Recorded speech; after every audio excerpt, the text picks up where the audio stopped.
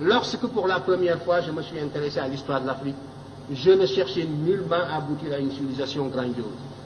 Il y a souvent un procès d'intention qui passe à côté des sentiments réels. Vous ne trouverez jamais, on fausse même la psychologie humaine, vous ne trouverez jamais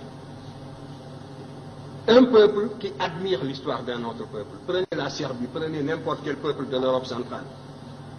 Ce que le peuple de l'Europe centrale voudrait, c'est de refaire le chemin humble que ses ancêtres ont suivi, de retrouver le lien conducteur, le fil ténu qui le lie à ses ancêtres les plus lointains, quel que soit le caractère humble de l'expérience que ces peuples ont vécu, que ces ancêtres ont vécu, de pouvoir retrouver la somme de ses réussites, de ses succès et de ses échecs, parce qu'il est fait de tout cela. De la même façon, ce qui m'intéressait, c'était de remonter l'Afrique. Moi, quand je m'occupais d'histoire, nous étions presque une génération spontanée. On nous disait que le nègre de grande taille n'était pas un indigène de l'Afrique. C'était les théories, justement, de Rivet qui étaient en vigueur. L'Afrique était peuplée à partir de l'Océanie. Donc, le noir que vous êtes et moi, nous sommes des occupants. Nous sommes des étrangers qui sont venus sur un sol qui nous est étranger. Les seuls habitants de ce pays, c'était les Pygmées. Le noir a devancé le blanc est venu, s'il est plus fort, il évince le noir qui est un étranger comme lui. Voilà les théories qui étaient en vigueur. Quant à l'origine réelle du noir, ça se perdait dans la nuit des temps. Et notre histoire était enseignée avec des dates qui apparaissaient comme des contes d'épiciers. Alors, devant une telle situation, la seule chose qui m'intéressait, c'était, j'étais habité par la certitude, a priori, que nous sommes là, sur ce continent, en même temps que les autres, que nous avons toujours vécu ici, que nous sommes des Noirs, des hommes capables, aussi capables que les autres. C'était la seule chose que l'on pouvait supposer a priori.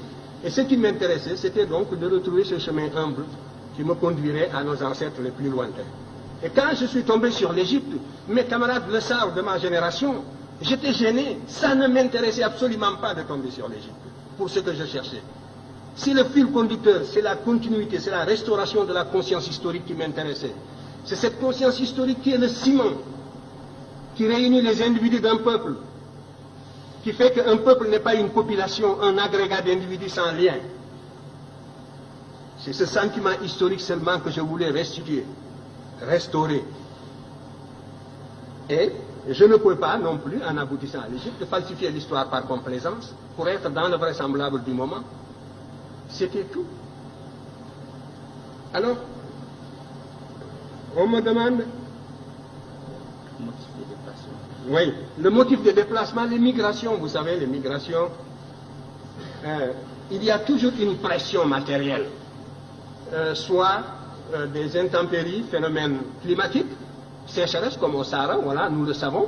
J'ai identifié plusieurs voies de migration. Le Sahara, à partir de moins 7000, j'ai établi des datations au C14 qui nous donnent un Sahara qui commence à se désertifier vers moins 7000, même, oui, j'ai trouvé même des dates de moins 8000. Donc, à partir de là, le Sahara se désertifie. Les populations qui étaient plus au nord sont montées vers l'Afrique du Nord. Et les Noirs qui sont en Afrique du Nord, ce ne sont pas seulement des Noirs qui sont allés là-bas du fait de l'esclavage du Moyen-Âge. Ils font partie aussi d'une source très ancienne. Et les populations qui étaient plus au sud sont descendues. C'est les Proto-Vangara qui sont descendus vers le sud, d'autres sont allés vers l'est. Donc, il y a là une cause climatique de déplacement de peuples. Je vous ai dit que les déplacements se font à la petite semaine. Il y a 2400 ans, ce qu'on appelle la dernière période humide. Toute l'Afrique était couverte de prairies herbeuses. Donc, on pouvait se déplacer depuis la vallée du Nil jusqu'à l'océan Atlantique en marchant derrière des troupeaux. Par conséquent, là aussi, il y a une voie de migration. Maintenant, il y a la corrélation également entre des événements intérieurs et des événements extérieurs. Il est certain que le sac de Thèbes par les Assyriens, la façon féroce dont les Assyriens ont détruit la ville de Thèbes en 663, a eu des répercussions comme l'occupation de Paris par les Allemands, mais ça n'a pas duré. Donc la métropole noire, une fois qui était vénérable, millénaire, la première fois qu'elle a été mise à sac, ça a eu des répercussions profondes sur les populations africaines qui vivaient presque attirées comme en formant une sorte de grappe autour de la vallée du Nil. Dans les publications prochaines, je montrerai que les Égyptiens étaient descendus jusqu'au Chaba, c'est sûr, jusqu'au Zaïre. Nous avons des preuves archéologiques de tout cela. Nous avons des preuves archéologiques qui sont venues ici, des preuves relevant de la linguistique d'autres pays qui sont venus justement jusqu'à la boucle du Niger. Ça concerne la première question sur laquelle je dirai un mot. Tout cela, donc, des motifs climatiques, une pression extérieure, la victoire, la perte de la souveraineté nationale de l'Égypte a fait que les populations africaines se sont relâchées et se sont repliées sur elles-mêmes à l'intérieur pour former des royaumes à l'intérieur. Alors que jusque-là, l'Égypte était la grande métropole, un peu comme les Germains qui étaient de l'autre côté de la rive du Danube par rapport à la civilisation, au foyer romain. L'Égypte était le véritable foyer auquel le reste de l'Afrique noire était lié par 1000 liens d'esclaves. Et à partir du moment où l'Égypte a perdu la souveraineté nationale, ces populations, évidemment, se sont organisées sur d'autres bases. Alors tout cela, ce sont donc des motifs de déplacement. Pour l'histoire, la période la plus proche. Donc pour la plus ancienne, il devait en être ainsi. Les variations climatiques, on peut les cerner par la paléoclimatologie. Ça peut être aussi dû au fait que le manque de nourriture, la pression sélective, tout cela, ce sont autant de facteurs qui jouent pour expliquer le déplacement. En tout cas, vous pouvez remonter, vous, en ce qui vous concerne, jusqu'aux racines de la philosophie africaine. Je vous invite à étudier la cosmogonie héliopolitaine.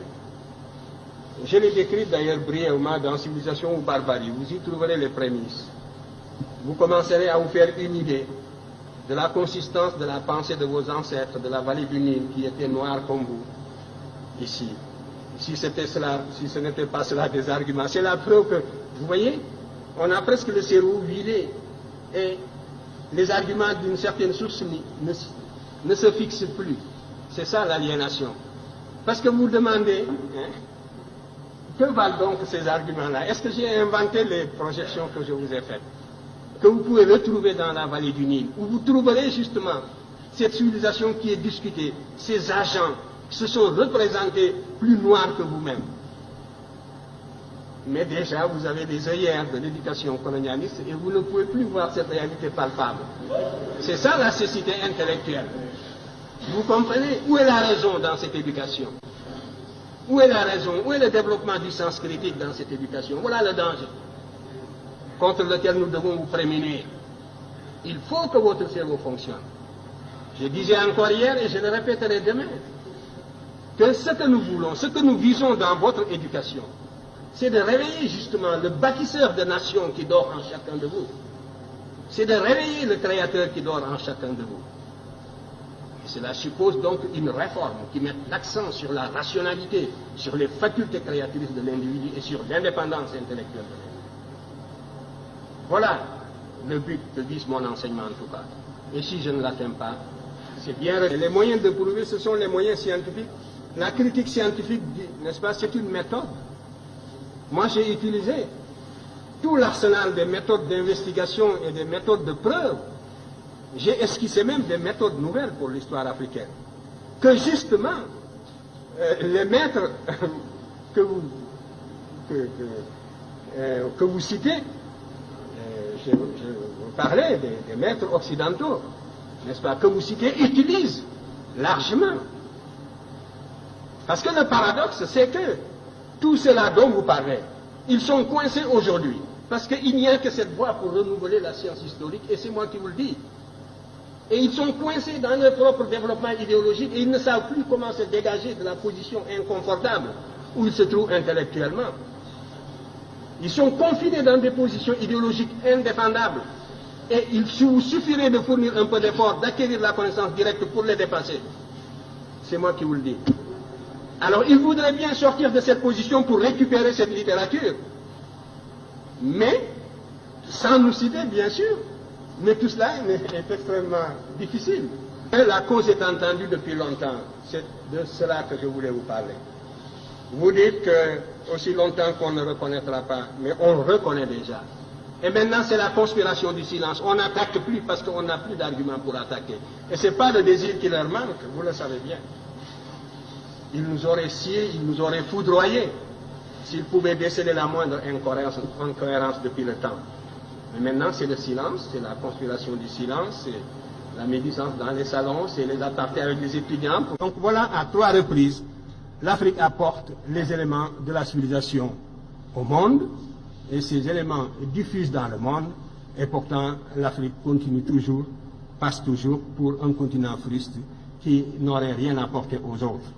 De restaurer cette conscience historique continentale africaine, de l'intégrer dans l'enseignement, c'est un facteur de cohésion de l'ensemble des peuples africains à l'abri de toutes les formes d'agression culturelle.